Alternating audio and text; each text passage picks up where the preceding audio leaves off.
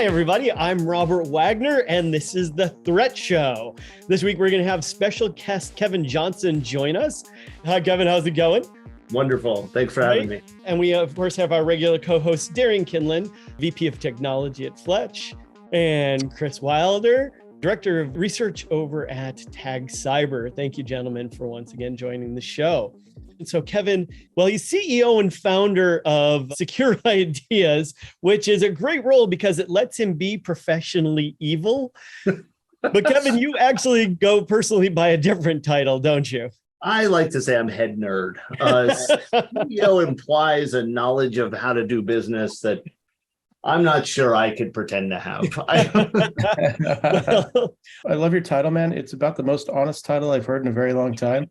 I wish that more cybersecurity CEOs would just realize, look in the mirror and say, I am not a CEO. No. And take something a little bit more realistic, a little bit more pragmatic. So good on you. I appreciate it. It's funny. The reason I'm the CEO, there's three of us that own the business. And the reason my title is the CEO is our accountants said, so Denise, who owns the majority of the company, is the president. Mm-hmm. And the accountant said, that means Kevin needs to be the CEO. And we're like, why? This is stupid. Yeah. And we have accidentally succeeded as a business for 12 years. I think about 80% of CISOs have that same title because of that. Yes, absolutely. So I still think you have a lot of knowledge to share. And later in the show, Kevin's going to actually talk to us about some stuff that he's been working on, including hopefully some ways to make cybersecurity training more available to more people, which I just love. And we're also going to be talking about tactics to better align security with the business as well. Before we get there, Darian, are we ready to burn down the interesting threats this week? Sure, I'd love to get started. Microsoft released their 2022 Digital Defense Report, basically outlining all of the different vulnerabilities that the different nation-state threat groups based in China seem to have used and leveraged or even stockpiled for the purposes of nation-state sponsored attacks against organizations and governments. So in this list, they outline a ton of different vulnerabilities that were collected over the past year, targeting, key products, key apps, key operating systems. So the real takeaway here from an actionable standpoint is just making sure that these particular vulnerabilities are prioritized higher in the list of ones that you need to go and patch and resolve.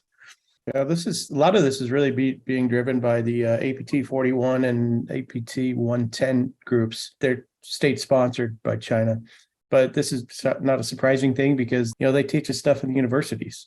They spend a lot of money going through this. The whole increase in nation state attacks is just grown exponentially over the last 6-8 months, and and why not take advantage of it? So.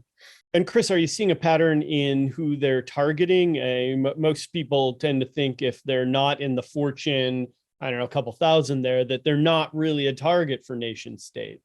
Well, it just depends. Most of these ones we're seeing are coming after, obviously, public sector, but really big area, one of the areas that our enterprise clients, especially in finance, they're seeing just a massive increase in the number of attacks, especially, and I think part of it's, we're getting close to the holidays, but it's kind of unusual that we're seeing this much uptick. And I think just goes back to the point that, we're in World War III now, and it started as a cyber war. And this is just another unintended, maybe not unintended, but it's a consequence of that. And Kevin, that the Chinese in particular are masters at playing the long game. What do you think is possibly driving some of this behavior? To me, I don't know if I know what's driving behavior, except it's business as usual. I actually, Chris, I apologize, but I disagree that we're in World War III, because that implies there was a gap between the Cold War and now. The reality is this has been the way it's been. You're absolutely right. There's an uptick. There's all this kind of stuff. But the idea of the world at war, we've been doing this forever. The only thing that we have changed is the ease at doing the attacks without hurting people directly, right? We've just made it easier, in my opinion. I think that the report is great. I think Microsoft's right. They're stockpiling these things, but I don't think anybody should be surprised that China is stockpiling it. Let me rephrase that. I think that if you are surprised that China is stockpiling these things, you're either brand new to the industry and haven't paid attention, or you're an idiot. I just don't know the right answer to say there. And I don't mean to insult anybody. Okay, I do mean to insult people, but I agree with you, Chris, that this is absolutely warfare. Many of our listeners may not come from an InfoSec background, so they might actually be surprised. This is pretty, like you said, pretty common tactics for nation state. They like to keep as many exploits in their pocket that haven't been used out in the wild, so that when they need them, they're available. I mean, let's not be inappropriate, but I'll be inappropriate because that's what I am for. You can change the name China with US and UK and Russia, absolutely. And any other major company. If let me be blunt, if the US government is not stockpiling exploits and payloads and things like that to use, maybe they need to not be the US government, right? Like, I believe they are, right? Like that is part of what they do. It's a common tactic. Absolutely. Yep. Well, let's go to the next one. It's quite interesting. So, as you know, there's been a number of different political unrests occurring in Iran, right, over a whole bunch of other issues related to equal human rights within the region. We are starting to see an uptick where now hacktivists are trying to shine light on the inequality through the government of Iran. And in this particular case, this is really a report outlining a particular hacktivist group called Black Reward by the Cluster 25 threat intel team. And they've uncovered not only what was leaked by the hacktivist group, specifically, it was confidential information about Iranian enrichment, presumably to weaken the Iranians' position on the world stage. But they also detailed out specific tactics that this particular hacktivist group leveraged in order to compromise these Iranian organizations. You know, you can kind of go through and understand and untangle the motivations behind this hack, but ultimately, at the end of the day, for a defender, what's really interesting about this is actually the fact that, you know, there were actually common types of malware that were used to accomplish this particular hack, which you can kind of see down here. This makes attribution much, much harder because you might have been able to attribute the usage of some of this type of malware or specific malware families previously to cyber criminal activity, but now it's in the hands of hacktivists and could be used for those purposes as well. So things got a little bit more muddy. Well, the full complement of and understanding of the tools, tactics, and procedures of the hacktivist group, basically anybody could sort of masquerade as that group. Yeah. Correct. Kevin or Chris, we debate a lot in InfoSec just on the value of attribution. I mean, sometimes it can be of value, but what do you all think about the importance of attribution here, and how serious is it that others can sort of act as imposters of other groups by copying them? Well, I think the best ones are the ones that don't have a signature and they don't have, you know, common TTPs and you know, they're not in it. A lot of the hacktivist groups that we've seen are very much, they want to show the world what they can do and how smart they are. You know, we're seeing this really hitting, obviously, Iran. I think it's great that they're doing this. It's, you know, I like what they're doing. And it's ironic because Russia has recruited Iranian hacktivists to hit Ukraine, which the irony of this whole thing is interesting. But one of the, kind of going back to kind of the first one, the first CV, and then kind of what we're talking about now, is that, you know, this uptick is happening. And the work that I do a lot of, we'll just say, public sector work in MENA, the Middle East and North Africa. And this is one of the things that a lot of the governments and the telecoms and the infrastructure providers there are actually backing off on a lot of these projects because they don't have their cybersecurity houses in order. So they're stopping the digital transformation, or what they call country digitization, especially through North Africa and which is kind of, they have some oppressive governments there as well. They call them light socialist, but, you know, it's dictators. But they're backing off on a lot of these massive projects just because they're getting hit with hacktivism and also other bad actors. It's become a massive challenge, both politically and economically for these regions. If I may, Robert, Yeah. I think the answer to your question of how important is attribution, okay, I can't say the word, but let's go with it, right? I can attribute it. I think the answer to that is depends. For the Sure. vast majority of organizations, they don't care who hit them. They care they got hit. But in certain cases, attribution is absolutely critical, especially when you start talking nation state and things like that. The ability to attribute it to a specific group, and this will mess with that. But bluntly, I think that we have long known that the tooling in use is not necessarily a guaranteed attribution. Right. This just reiterates that tooling can become available to other people. It's a symptom, it is an attribute, it is something like that, but it's not a slam dunk. And I actually think this is good because a lot of the companies that I've worked with that do attribution, that do, okay, we're going to find the TTPs and whatever, many of the crappy ones, which of course, none of them would be on this show, solely focus on tooling. Well, they use this tool, so it must be this group. And it's like, oh, no. This helps with that, right? So that's about the equivalent of being able to figure out which carpenter nailed the nails in your house. Yeah.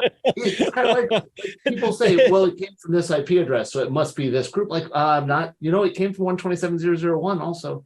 So I think attribution is nice to have, but for the vast majority of people, it's not important. I agree. For large organizations, probably worthwhile because that's all about getting to know your continuous attackers.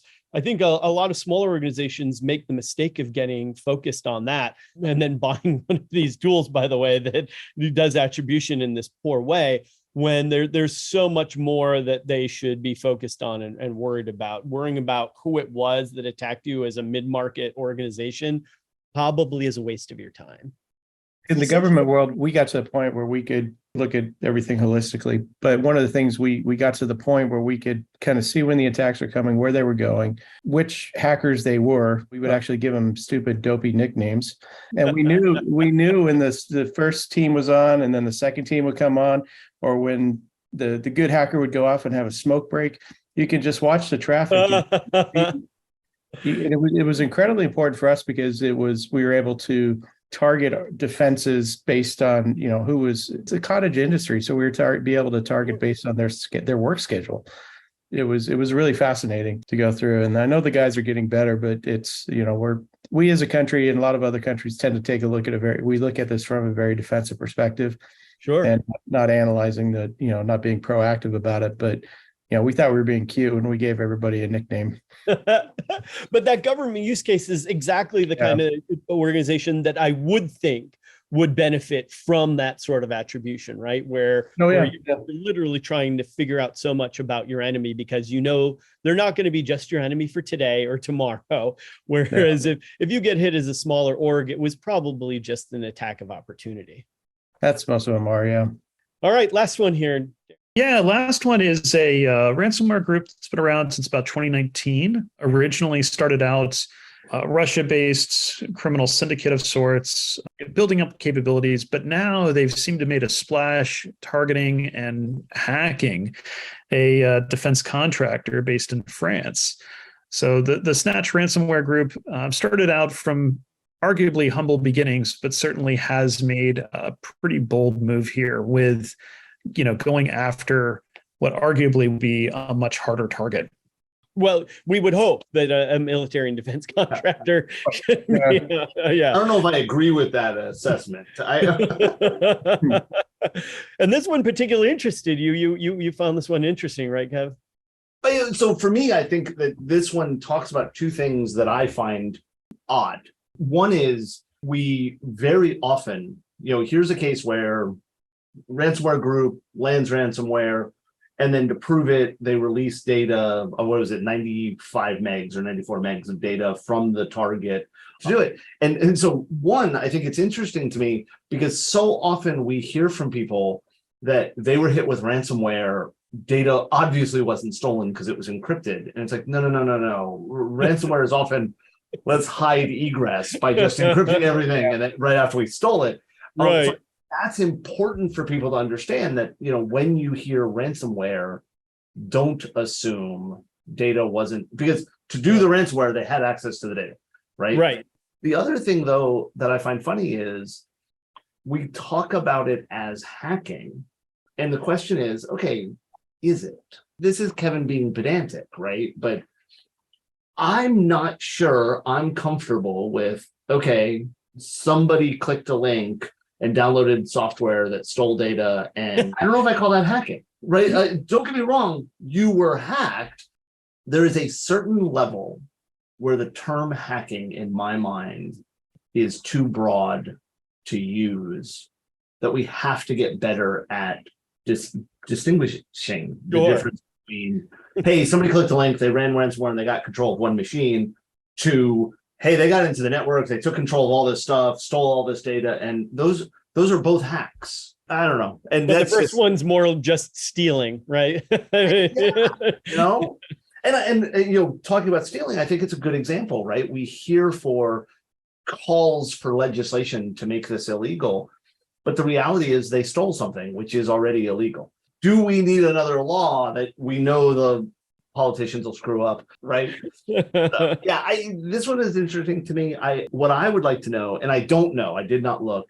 So they released stolen data. What was the stolen data? Right. So how far in, and I'll use a different example, right? Marriott, what was it, 6 months ago, reported one of the hotels got hit. And if you read what the person got, they only got to that hotel. They got check-in information about people at that hotel. Right on. That to me is good, because it's not good that hotel got hit. No. But it was good that Marriott kept it contained to a single hotel. In this case, they're a military contractor, but I've worked with military contractors, as I believe everybody on this call has. Military contractors have portions of their network that have nothing to do with military contracting. Right. So what got hit? What data got stolen? And I just don't know. I didn't realize it was check-in data. I mean, I can imagine they were doing a lot of room service or something with that one, but I didn't order this. I just kind of continuing your pedantic thoughts. It's a lot of times a lot of folks confuse compromise with breach. Just because you've been compromised doesn't mean you've been breached, but if you've been breached, you've certainly been compromised. Yes, I think the semantics that we use in cyber, there's a lot of, I guess that's probably what, I guess we're going to talk about education later. But, I think just kind of getting a common nomenclature, I think is going to be something that's very helpful, not just to us as cybersecurity professionals, but to the industry and business as well. And for those not in security that may be less familiar with the tactics of ransomware groups, keep in mind that they're going to try and hit you 2 to 3 times if they successfully get someone to start up that ransomware, right? They're going to try and hit you up for money to get that data unencrypted. They're then going to steal the data and either try to sell it to you or to somebody else as a second hit. And then a third potential hit might be simply blackmailing you, where they'll say that they'll use the information to either damage you or in some other fashion get a third payoff from you regarding the data that's been stolen. And Darian, I wasn't sure, was there an additional thing that you had about the exfiltration itself? Most organizations rely on like second stage or subcontractors to do their operations, right? It's like the typical supply chain of a major organization or company, right? So when you hear that a major company got breached or hacked, was it really their infrastructure, or was it potentially an authorized subcontractor, right? Sure. These details tend to get lost in the weeds when reporting these sorts of issues. So it goes along the lines of what was the true impact or intent of any breach to an organization when you read about it. And along with that, it points out how important it is for any organization, even if they don't have a full-fledged security team, to just simply understand all the points of ingress into the organization, right? What you're connected to as far as third parties, or as we learned a couple months ago, even a thermometer in a fish tank. If it's connected to the internet, it's a potential point of ingress, right? So simply knowing where just all those points of ingress is a worthwhile exercise. Precisely. So that's the burn down. This is all stuff that could be potentially coming your way, listeners. So be on the lookout for this kind of stuff. And there'll be open access to all of these threats, courtesy of Darian on the Fletch website. So you can follow the links below if you want to check out more detail, get to the articles themselves. With that, Kevin, you've been working on a lot of stuff. I was actually so excited that you said that you would be on the show here. In part, that's because, so before we even talk about the stuff you've been working on, I really admire what you do for the community in general. You do a lot of charity work, and I think we see a little bit of a hint of what that charity work involves behind you. Tell us a little bit about what your charity outreach experience has been. Oh, geez, I'm sorry. Yes. So the costume behind me, I'm no longer part of. Okay. So the costume that is, let me see if I can do this. This is going to be awful. Do you see the Chewbacca in the background there? Yep. Yeah, I belong to and have belonged to it for a while. What we do is we build screen accurate costumes and visit children in the hospital and raise money for charity. So that's what that is. I think it's funny. I look back over my career and how many of the things that have gotten me to where I am were because I started something that had nothing to do with what I do. I'm in security as a consultant because I started an open source project because a piece of software I was using wasn't being updated. And I got pissy and forked the project. And that led one thing to another thing to another thing. I believe very strongly that I am doing better than I deserve. Because I'm doing better than I deserve, I believe that I should try to give back. Like, for example, if you work at a nonprofit charity, we give free services to nonprofit charities. The only qualifier is you can't be, and I believe I can say this without causing you guys to have a problem, you can't be a dick charity. And what I mean by that is, perfect example I have is Westboro Baptist Church, right? Westboro Baptist Church is an organization that protests military funerals and does atrocious things, yet is a federally recognized nonprofit charity. I won't give them free services. Right. So that's my idea. You can't be a dick charity. If you're a decent charity, if you're helping people out, I don't care about your politics. I don't care about your religion. I don't care about any of that. Just don't be jerks. And if you're not jerks, the Will Wheaton rules apply. I think that works. Yeah. Yeah. I've been working on a couple things that I think, we talked about it the other day. For people who don't know, I'm old. I'm fat and lazy. I've been involved in IT since 1991 professionally. Right. I got my first job right out of high school writing software to help control the power grid, which should scare the crap out of you. Yeah, you got some back doors in that, or no, I wasn't smart enough to make back doors. It was just crappy code. And what should really scare you is it's still running part of the power grid today. And I wasn't that good a programmer in 1991. Now, and they probably haven't updated the code since then. They probably haven't. Yeah, that's the worst part. I haven't. I don't know about them. But I got involved in IT 31 years ago and got involved in security at some level over the last 20 years. Man, you look great for 90 years old. Thank you. I appreciate that. 49. What I have seen over time is that it has become harder for people to get into the field, and it has become harder for the field to be part of the business. Right on. Yeah. I think those two things are I believe those two things are connected, right? So let's start with the getting into the business, if you don't mind. Right. I was a SANS instructor. I was a SANS author. I've taught, I like to say that I'm an international instructor and speaker because I've been to Australia once and Canada a few times. What I have found is that we have somehow allowed corporations to be the gatekeepers of learning and data on how to get into this field. Interesting. How do you mean? Well, for most people, if you talk to most people and they say, and Robert, I know you've been asked this, how do I get in the field? Right. Yes. Oh, yeah. How do I become you? And my answer always is, you don't want to be me. I suck. But how do I learn? How do I get into this? And here's the sad part is there are hundreds, if not thousands of sources of data that will teach people how to be a pen tester, a reverse analyst, a threat hunter, or whatever title you want. But because of the difficulty in understanding whether that source of information is good, most people fall down on the idea of, I have to pay for a boot camp. I have to pay for a master's degree. I have to pay for this program. And when training at a boot camp starts at $5K and goes up, and that doesn't even include travel and training, and time away from work and stuff like that. But on the other hand, you have things like, and this is one of my favorite, if you ever have 10 minutes and you want to actually burn some brain cells, there is a Next Gen Hacker 101 on YouTube. And this is a video from like 20 years ago. And really? This kid shows you how you can tell who is connected to Google. And what he does is he runs TracerT, is how he phrases it. And basically he runs traceroute against Google. Right. Number of hops traceroute tells him is the number of people who are signed. The video is hilarious. But my point is, most people think that you have this scale, like I can either pay $7,000 to take a 6-day class, or I can get free training and be taught things completely wrong. And the reality is that's not true.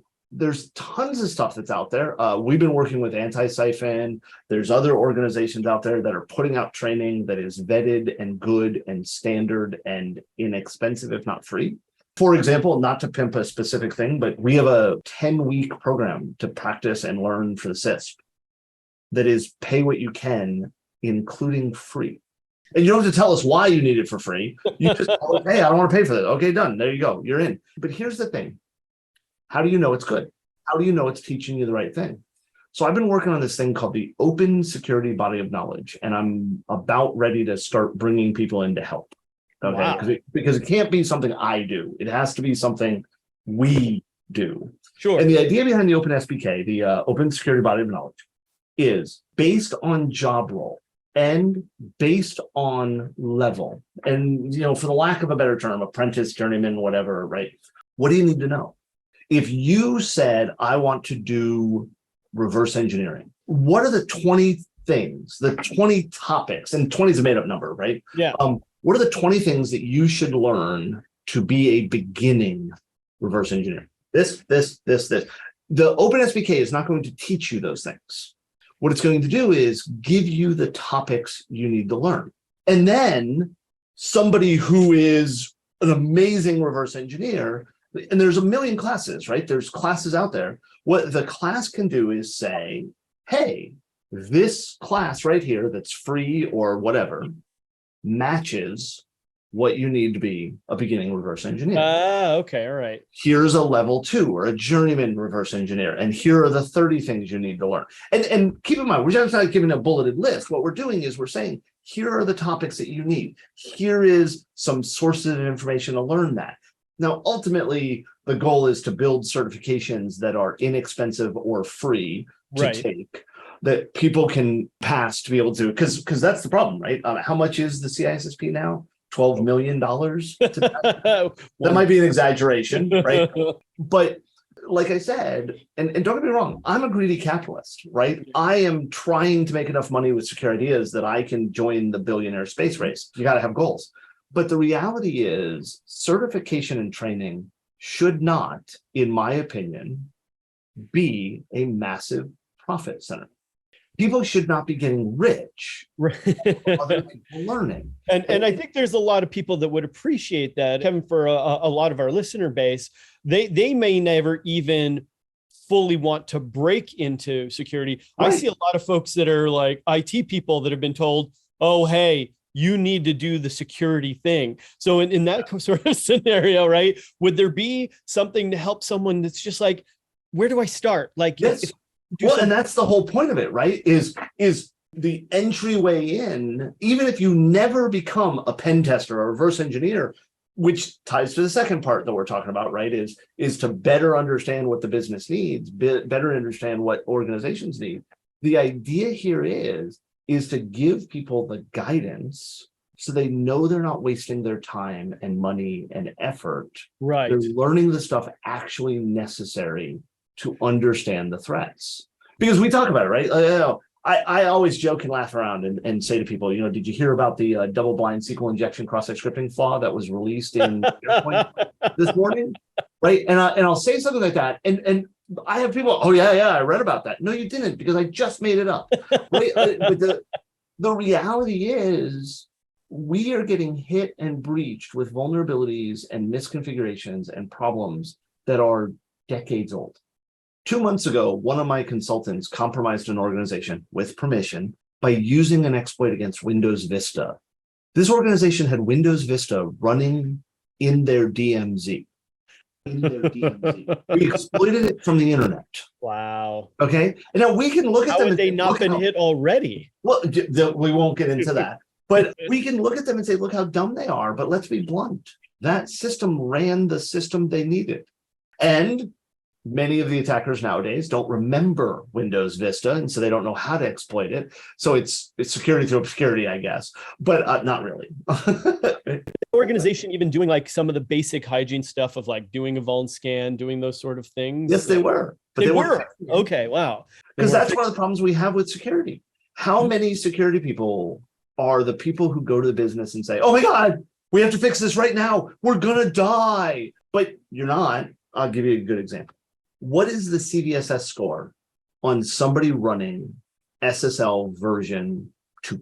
I don't know. I would expect it to be high, but right. Yeah. Okay, so it's a high number, right? Yeah. Let's say 9. I don't know what it is off the top of my head, but let's go 9. Now let me ask you a question. In the last 30 years, what organization has been breached because they were running SSL version 2? Yeah, that would be 0. That would be 0. Okay. We have 0 known compromises that are public. I'm not going to try to claim, oh, I know everything, right? We have 0 known compromises that were caused because of SSL version 2.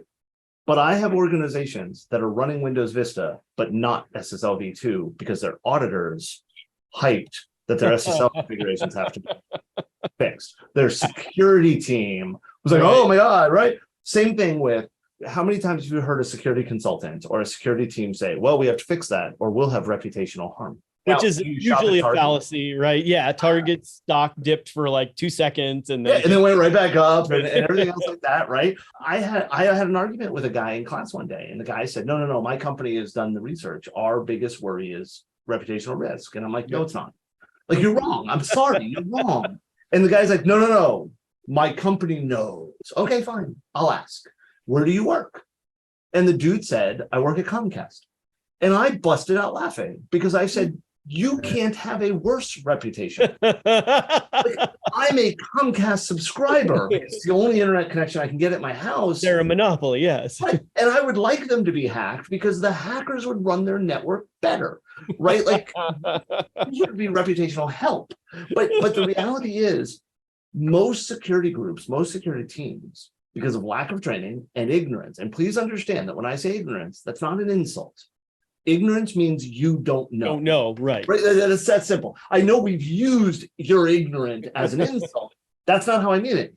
But due to an ignorance, we see way too many security people that don't know how to get to where they want to get to and don't understand that their responsibility is to help the business. Right. There is 0 businesses in the world that profit by being secure. And Chris, just to weave you in a bit, how much are you seeing the lack of training or access to training impacting your customers too? Well, it's getting a little bit better. I do quite a bit of work with transitioning veterans. Good. Most of them come out of the intelligence community, so they kind of want to step right. A lot of specifically the vendors that we work with are guys like Fortinet and Cisco and, mostly the big guys, but they all have programs where transitioning veterans can come in, apply. We actually have a program at TAG where we give a scholarship to 2 or 3 veterans a year, so we can send them through our through NYU and the cybersecurity program there. So we do that. We have a very tight relationship with the folks at NYU, but I think it's just a lot of times when I talk to these kids, it's really, they don't even know where to start. Yep. that's kind of the outbound education side we're working on. So we worked with it up until COVID shut everything down. It's just not started back up here locally. When somebody is leaving the service, there's like this 6-month program where they train them in a topic. The soldier, the sailor, the whatever can actually say, I want to be a project manager. I want to go into business. I want to go into cybersecurity. I want to go into IT. And they run them through this program and they get them certifications and stuff like that. We used to, like I said, up until COVID shut everything down, we would send consultants in to do the classes as they were teaching them, because like helping people learn. I've said forever, and I'll say again, if somebody has questions, if somebody wants to know where to go, call me, email me. And that's not a sales pitch. I'm not going to sell you a course. Hell, I'll put you in courses for free that I run to help you learn this stuff, because training, we've got to get people better. I talk to way too many people that they don't even understand what it means. I just recently worked with a developer. We're doing a test of them. We're helping them out. We explain to them that, we insert an interception proxy into the communication and we manipulate the parameters. And the developer's like, well, but you can't do that. And we're like, what can't we do? And they're like, you can't intercept that traffic. And we're like, why not? I mean, like, we just showed you us doing it, but but let's not argue that. Like, why not? And they're like, oh, it uses HTTPS and the browser will not let you talk to something. I'm like, I'm sorry to break you the news, but that's not true, right? Like, right. As a matter of fact, I just showed you, and they're like, yeah, but your computer's special. No, my computer is not special. I would like to pretend that I'm a wizard and know all this kind of stuff that nobody else knows, but the reality is we didn't do anything special. We intercepted it with a tool that's freely available. Oh, that's not possible. Okay. And it's, again, not that this developer was stupid. The developer was ignorant. The developer didn't know. Nobody has told them. Nobody has taught them. Nobody has shown them. And I talked to the security team at that organization. And the security team's like, well, that's not our responsibility. Like, what do you mean it's not your responsibility? Well, why should we be training developers? We have to look for threats. So, well, the threats are inside the house, right? Like, your developers are your threat, not because they're malicious, not because they're bad, but because they're ignorant and you're not doing anything to help them.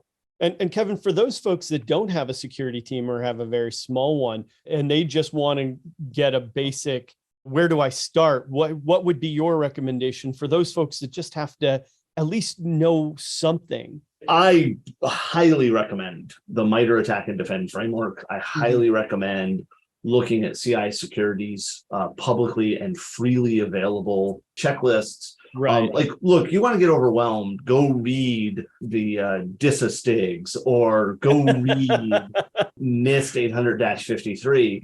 Right. One, it'll put you to sleep. Two, it will overwhelm you and you'll be like, oh my God, I can never do any of this. And you'll just give up and then you won't worry about it. But really, if you go and look at top 18, it used to be a top 20 right, the CIS, controls, but I guess 2 of them weren't important anymore.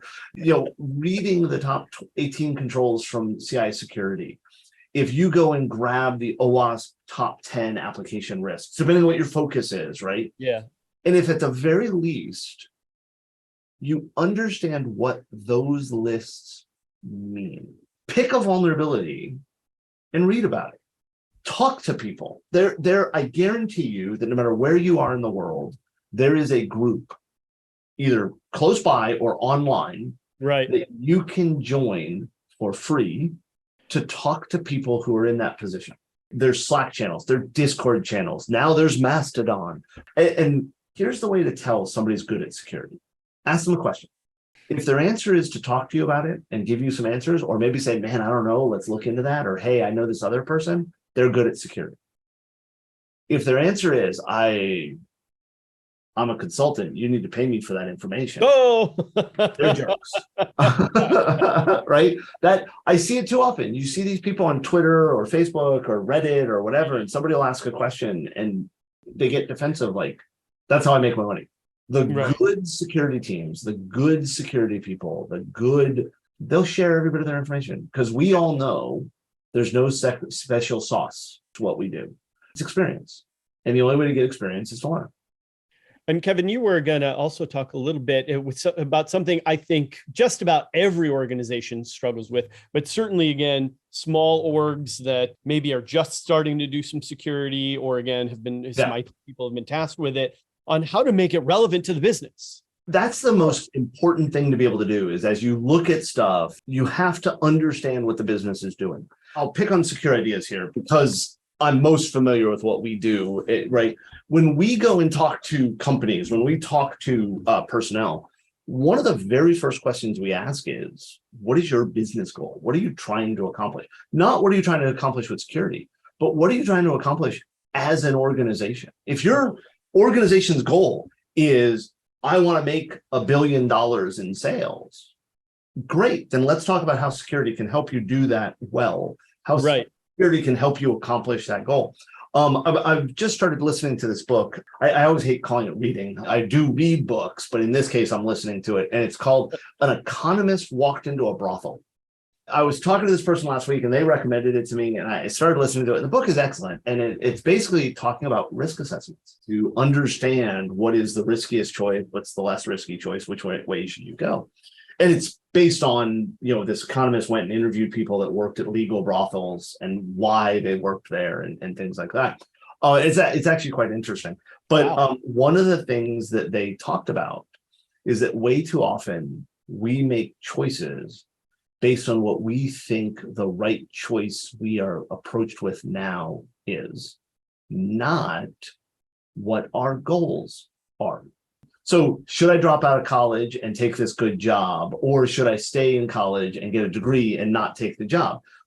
If I look at the context of those two choices, I'm going to make a decision. But the problem is that decision doesn't necessarily mean I'm paying attention to what my ultimate goal is. If my ultimate goal is I want a job to make myself stable and not worry about money because I grew up poor and I don't want to be there again, right? Yeah.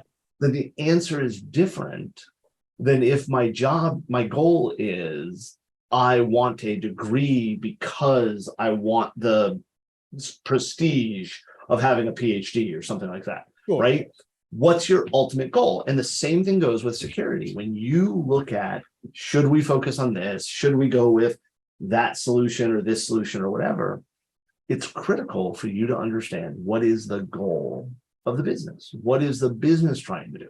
So help put that in context for someone who is either just starting off in security or just trying to start some form of security in their organization. Say that they realize that, maybe getting a vuln scanner might be one of the first, right? And that's a legit first move if you have. Yeah. For lots of companies, that is absolutely a legit first move. Now he wants to justify that to the organization, saying this is what we need to do. But other than saying because vulnerabilities are bad, right?